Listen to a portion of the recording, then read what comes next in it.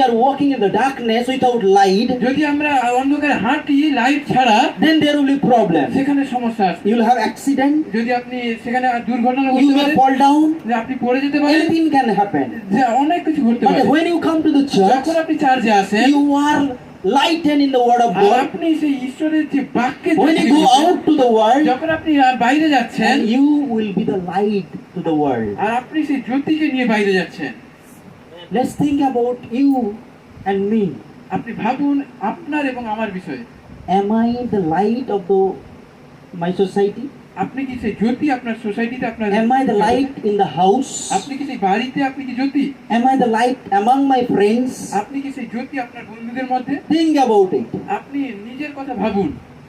So why are we here? কেন আমরা এখানে? To know the word of God, আমাদের কি ঈশ্বরের বাক্যকে জানা দরকার আছে, to become like Him.